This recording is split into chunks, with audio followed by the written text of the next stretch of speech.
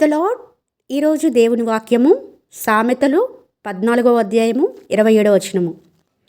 యెహోవా యందు భయభక్తులు కలిగి ఉండుట జీవపు ఊట. అయితే ఎవరైతే దేవుని యందు భయభక్తులు కలిగి ఉంటారో వారి దగ్గర ఏముంటుందంటండి, జీవపు ఊటలాగా ఉంటారట వాళ్ళు. ఊట అంటే మరి ఓయాసిస్సిల్లో అది బాగా కనిపిస్తుంది. ఎడారులో ఓయాసిస్సిల్ అంటారు కదండి.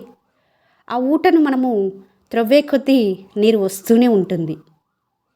అయితే ఇక్కడ జీవపు ఊటగా మనం ఉండాలంటే, మనల్ని దేవుడు ఆ విధంగా ఉంచాలంటే దేవుని యందు భయభక్తులు నిలపడము ఎంతో ముఖ్యము. దేవుని యందు భయభక్తులు లేకోకుండా మనము మన ఇష్టానుసారంగా జీవించి జీవపు ఊటగా మనం ఉండగలుగుతామంటే ఉండమండి, ఉండలేము కూడా.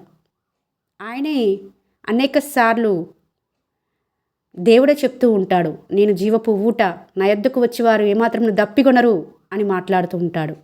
అయితే మనం ఎప్పుడైతే దేవుని యందు భయభక్తులు కలిగి ఉంటామో అనేకులను ఆ జీవం గల దేవుని యొద్దకు నడిపించేట్లో మనల్నే దేవుడు జీవపు ఊటగా ఉంచబోతున్నాడు. సువార్త ప్రకటిస్తున్నప్పుడు కానీ, ఇతరులను మరి వారు బాధల్లో ఉన్నప్పుడు, వేదనలో ఉన్నప్పుడు, దుఃఖంలో ఉన్నప్పుడు, కష్టంలో ఉన్నప్పుడు మనం ఓదార్పు ఇవ్వాలి అంటే, వారిని ఓదార్చాలి అంటే వాక్యమే అండి అక్కడ కావాల్సింది. దేవుని ప్రేమ మనలో కుమ్మరింపబడినప్పుడు ప్రతి ఒక్కరితో కూడా మనము ఆ ప్రేమతోనే మాట్లాడగలుగుతాము. వాక్యం ఉపయోగించుకోకుండా ఎక్కడ ప్రేమ వెల్లడిపరచబడదు. అదే జీవపు ఊటగా మనలో దేవుడు ఉంచాలని చూస్తున్నాడు. నా యందు మీరు భయభక్తులు కలిగి ఉండండి, నేను ప్రతి ఒక్కరికి మిమ్మల్ని జీవపు ఊటగా ఉంచుతాను అని మాట్లాడుతున్నాడు.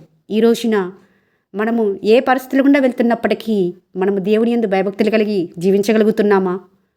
కొంత శ్రమ రాగానే, కొంత కష్టం రాగానే, కొంత వేదన రాగానే, బాధ రాగానే దేవుని విడిచిపెట్టి మనకిచ్చిన కృపావరములను, తలాంతులను ప్రక్కన పెట్టి ఇష్టానుసారంగా జీవిస్తూ దేవునికి దూరంగా జీవిస్తున్నామా?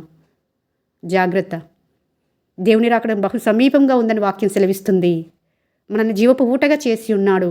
మరి ఆయన యందు భయభక్తులు నిలుపుకోకుండా మనం జీవపు ఊటగా ఉండలేము. అలా ఉండాలంటే ఆయన యందు భయభక్తులు కలిగి ఆయన వాక్యానుసారంగా జీవించడానికి మరొకసారి దేవుడు అవకాశం ఇస్తుంటుండగా ఈ అవకాశాన్ని సద్వినియోగం చేసుకున్నట్లుగా ఆ విధంగా దేవుడు మనందరినీ సిద్ధపరచాలని మనస్ఫూర్తిగా కోరుకుంటూ మీ సహోదరి ఎలిజబెత్ రాణి.